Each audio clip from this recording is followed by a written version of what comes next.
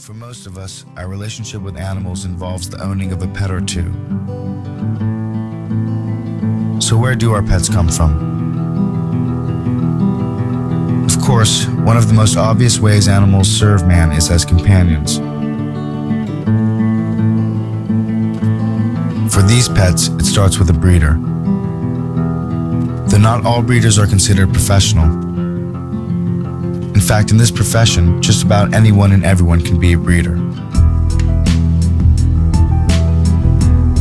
For pet stores, most of their animals are acquired from puppy mills, even if they may not know it.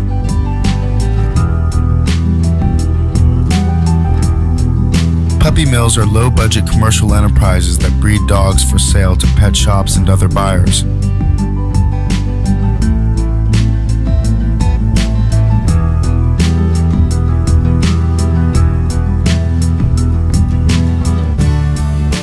They are often backyard operations that expose animals to filthy, overcrowded conditions with no veterinary care or socialization.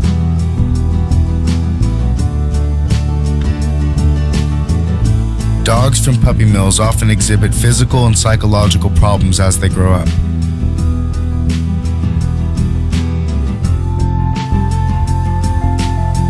Strays, if they are lucky, will be picked up and taken to a shelter or pound where they can only hope to find a new home again.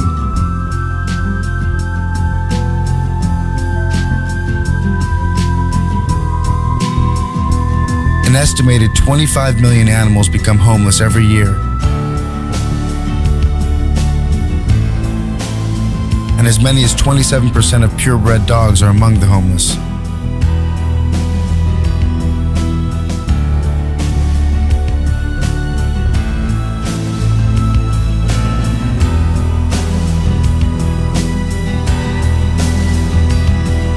Of these 25 million homeless animals, an average of 9 million die on the streets from disease, starvation, exposure, injury, or some other hazard of street life. Many others are strays, some of whom were presumably dumped in the streets by their caretakers. The remaining 16 million die in pounds or shelters that have no room for them and are forced to kill them.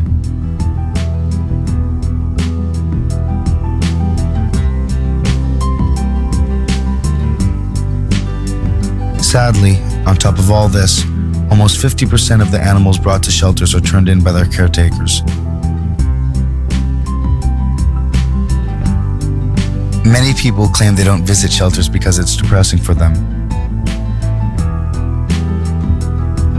The reason animals are crowded into such dreary places as these is because of people's refusal to spay or neuter their pets.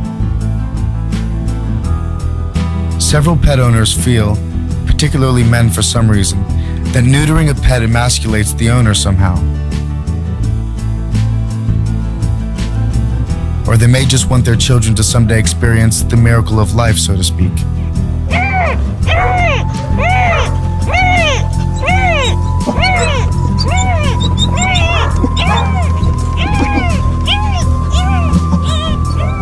In either case, pet owners like these unknowingly take part in the euthanasia of over 60,000 animals per day. Euthanasia, generally defined as the act of killing painlessly for reasons of mercy, is usually administered by an injection in the leg for dogs and sometimes in the stomach for cats.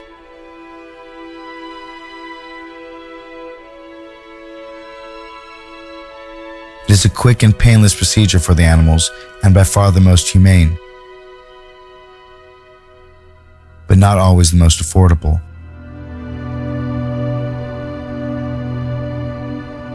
Due to the increase of euthanasia in shelters and the growing, constant demand for drugs like Euthasol, some shelters with budget constraints are forced to use gas chambers instead.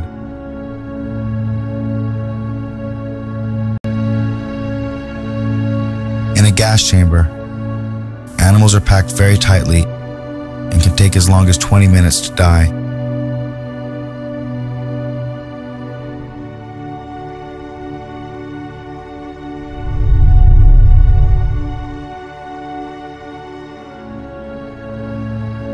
It is by far less merciful, more traumatic and painful,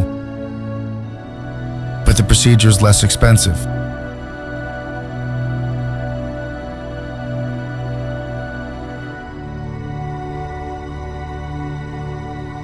Perhaps some of the tough questions we should ask ourselves about animals that we keep as companions are: can we keep animals as companions and still address their needs? Is our keeping companion animals in their best interest, or are we exploiting them?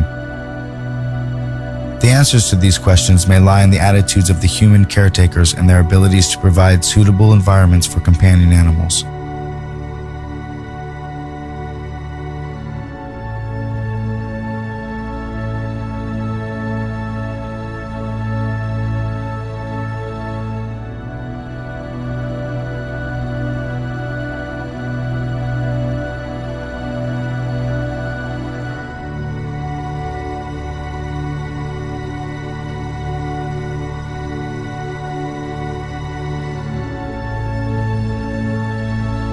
Most human beings are speciesists. This film shows that ordinary human beings, not a few exceptionally cruel or heartless humans, but the overwhelming majority of people, take an active part, acquiesce in, and allow their taxes to pay for practices that require the sacrifice of the most important interests of members of other species, in order to promote the most trivial interests of our own species.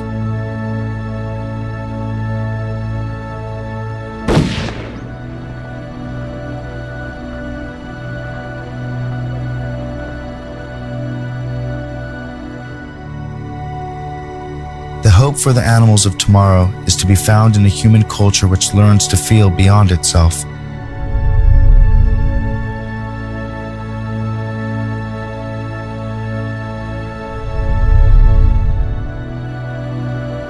We must learn empathy.